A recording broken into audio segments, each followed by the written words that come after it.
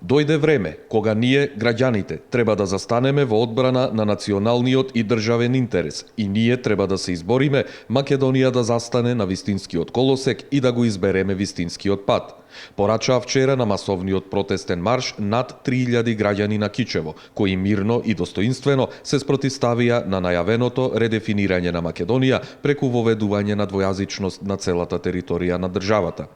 Од име на граѓанската иницијатива за заедничка Македонија, пред присутните се обрати поранешниот прв човек на општината Даме Силјановски.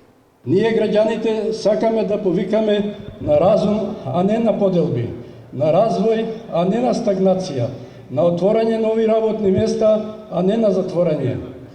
Сдруженијето за заедничка Македонија бара во име на граѓаните да запрат сите партиски превирања и несогласувања и да оствариме целта за која сите се залагаме, Македонија да остане унитарна, самостојна, суверена и независна. Со развиорени македонски знамиња, пеејќи македонски патриотски песни и скандирајќи Македонија, Македонија, граѓаните на Кичево порачаа дека својата татковина Македонија сакаат да ја остават на своите деца онаква каква што им ја оставиле нивните татковци и дедовци. Нашата порака е се собравме волку голем број да окренеме гласот за унитарна Македонија. Да кажеме дека ние кичевчани од секогаш сме биле на браникот на татковината, значи и овој пат застануваме и во секоја друга ситуација ќе застанеме во браникот на татковината, а воедно да им порачаме на странските емисари дека резервна татковина немаме, дека сме против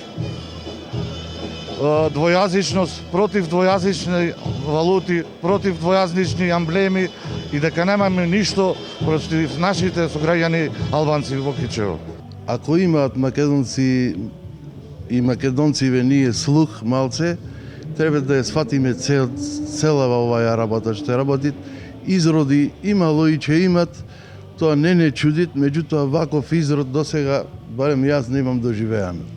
Протестен марш кичевчани одржуваат и денеска, а се најавува дека истите ќе траат се до исполнување на нивните барања.